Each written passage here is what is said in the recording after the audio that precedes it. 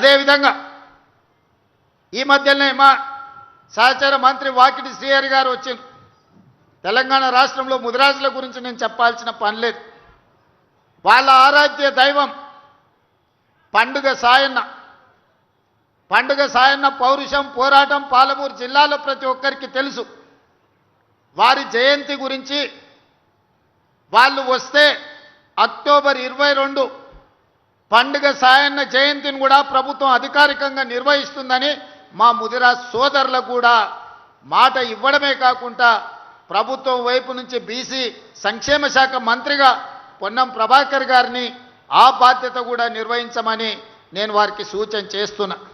మిత్రులారా, ఈ ప్రభుత్వం నా ఒక్కడిదో భట్టి గారు ఒక్కరిదో కాదు. ఈ ప్రభుత్వం సామాజిక న్యాయం ప్రజల సంక్షేమం కోసం పనిచేస్తున్న ప్రభుత్వం. ఈ ప్రభుత్వంలో ప్రతి ఒక్కరికి అవకాశం ఉంటుంది. ఆనాడు మల్లికార్జున్ గౌడ్ గారు మా జిల్లా నుంచి పార్లమెంట్ కేంద్ర రైల్వే శాఖ మంత్రిగా గొప్ప సేవలు అందించారు. బాలాగౌడ్ గారు గొప్ప సేవలు అందించారు.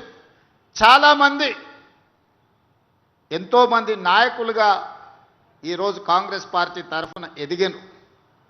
ఆనాడు పిసిసి అధ్యక్షుడిగా నేను, కార్యనిర్వాహక అధ్యక్షుడిగా మహేష్ గౌడ్ గారు గాంధీ భవన్ని నిరంతరం కార్యకర్తలకు అందుబాటులో ఉంటే నేను భట్టి గారు రాష్ట్రం నలుమూలల పాదయాత్రలు చేసినాం, ప్రజల్ని చైతన్యం చేసినాం. ఈనాడు ప్రభుత్వాన్ని ఏర్పాటు చేసుకున్నాం. మళ్ళొక్కసారి నేను ఒక్క మాట చెప్పదలుచుకున్నాను.